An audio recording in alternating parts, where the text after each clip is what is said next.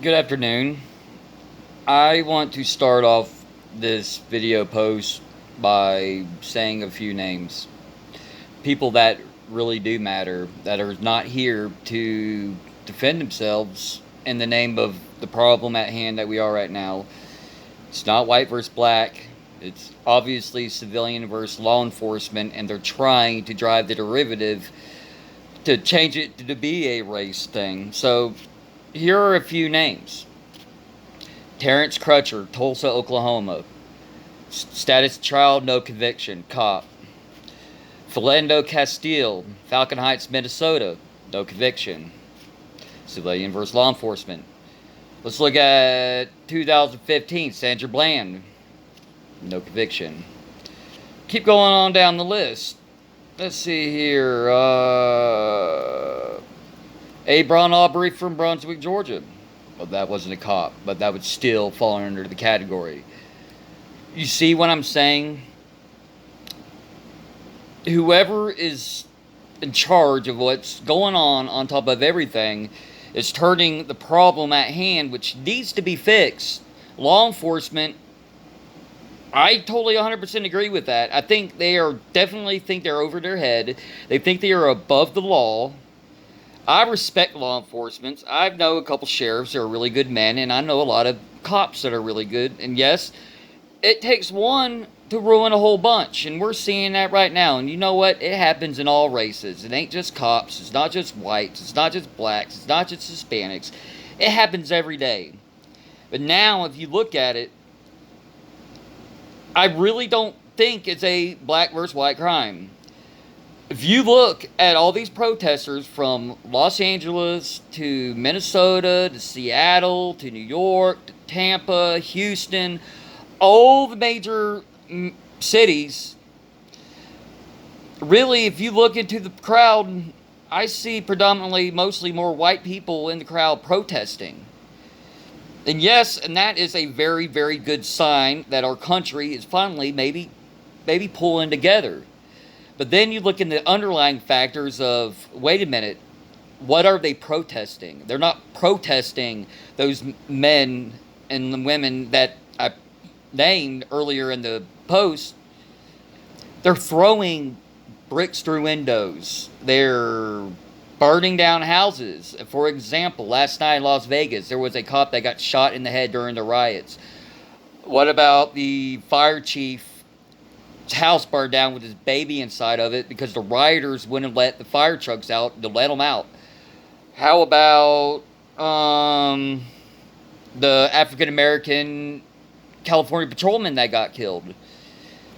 What does that have to prove with law enforcement reintegration? It doesn't. And I hope a lot of you don't think of me saying that as saying it being in a racial way. It isn't. Because it is not right. It isn't. I looked at the census.gov and of the different percentages to see what the population was. And America is 70% white and right at 17% black. I've yet to really... I know racism is apparent in the world. It's been here since the dawn of time. Never in my life have I ever thought I was better than anybody. I was never raised in a family that was taught that. We saw each other as solidarity, that if one of us has a problem, we all have a problem. We fix the problem. We don't go out there and act like fools and destroy where we live at. Do you really think the government really cares if we're burning our stuff down? We are tearing our infrastructure down. We are doing them a favor. We need to stop. We need to take a breath. We need to look at the underlying factors of what really is the problem. Racism, yes, it is a problem. And until we, we see how we can fix it, but the only way to fix it is to look inside ourselves and say, honestly, is this the life that we want to leave for our kids? Because if you really look at it, I'm 37 years old. Obviously, the generation behind us sucked because now we're dealing with this. It's 2020. We should be up. But then, aren't we supposed to be having hoverboards and Jetsons flying around in cars and everything? No, we're still dealing with stuff that should have been fixed a long time ago. I love all of you, and I hope none of you misconstrue anything I just said as bad. I am just trying to understand why all of this is going on in the name of a white versus black. Because what I see is, like I said, more whites in the protesters than anything.